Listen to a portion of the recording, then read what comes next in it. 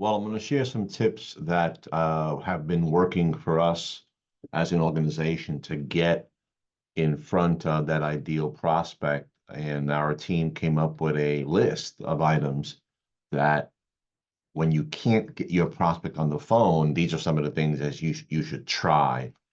Some of them will be obvious to you because you do them anyway.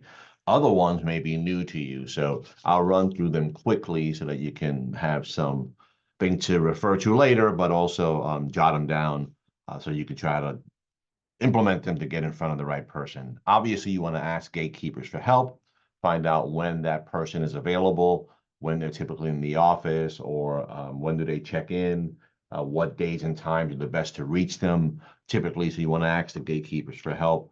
Number two, you want to try to get that direct line to their desktop phone or to their cell phone, ask the gatekeeper for a 10-digit number, which can obviously get you to them directly. And obviously, if you can get that number beforehand without getting to the gatekeeper, you're going to get around the gatekeeper anyway by going straight to their phone, whether that's a desktop phone or a cell phone. Try to get a mobile, ideally, if you can. If try to get that one, that's obviously good because you can also text that person if you want to do that. Some people don't feel comfortable doing that, but if you want to do that, you can text them and give them a call and leave them a voicemail and do that. Use the 3x3 gatekeeper model, contact model, meaning that get 3 points of info on the prospect. That's 3x3. 3 points of info on the prospect, on the company, and or on the contact.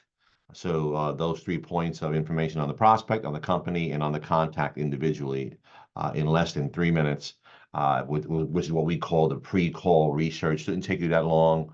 That the company has done recently a public offering, let's say. Secondly, they've opened up a new office in a particular state, and third, the person you want to speak to likes the New York Giants, just to give you something like that that you can use to try to connect with this person somehow. Email before you call and after you leave the voicemail. So ideally, you're prepping them that you're going to call. You've touched them already, and then you did call. That's the second touch. You left the voicemail, and third touch, you actually email after you leave the voicemail. Leave the voicemail with your personal number. If you feel comfortable doing it on your cell phone, and request a text so they can text you back and leave your number twice in the message, obviously in the beginning and the end of the message, and share that this is my personal cell phone. Feel free to leave me a message. You can get back to me via text. We'll set up a time to talk. Again, if you feel comfortable doing that, that'll be another way to get a hold of somebody when they're available, basically, and they can grab you because you got your cell phone with you all the time. You may want to call also during lunch as well. I want to back up. The say person is at the front desk if they're obviously working in offices and like that, where you got a backup receptionist is available. They'll transfer you right directly to that person's phone versus not just the voicemail, because they're not really the person who's typically answering the phone just happen to be there doing some coverage. So you may get lucky that way.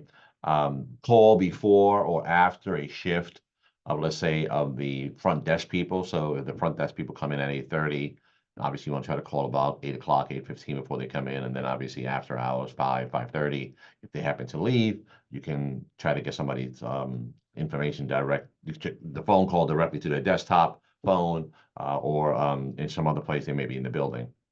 Ask if the person that you're speaking to or you're seeking to connect with is in the office. Is the prospect available are they at another location? When do they come in?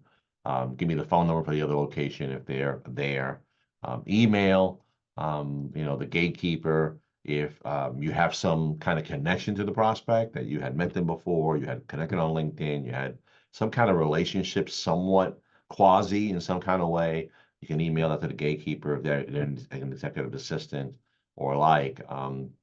They can try to get that information to the actual person, or they can try to get you on their calendar.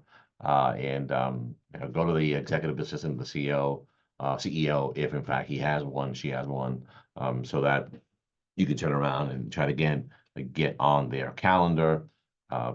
Go around the system, call a random person in another department, see if they will transfer you into that person's phone line. Sometimes that happens. You can kind of get around the gatekeeper and then they'll transfer you from another department to that person's phone and to the direct line. Obviously, send in a LinkedIn connection request for that person as well as another idea, and then leverage social media, email him on LinkedIn or her on LinkedIn, call them again, send them an email, leave a voicemail, that kind of thing. Call during the best times of the day, whenever that time is that you would think would be the best traffic to get that person. And obviously, use different phone numbers if you can. If you have a cell phone, use that. Use your desktop phone, use that. Call from another office location, use that. Just try the different ways to try to get a hold of the person and get them on the phone, so you can at least try to have an initial conversation and qualify them. And if you can qualify them, great. And obviously, you'll set up another conversation to potentially present your services and products to that prospect and then go from there. Well, hopefully this helps you, and go out there and make it happen.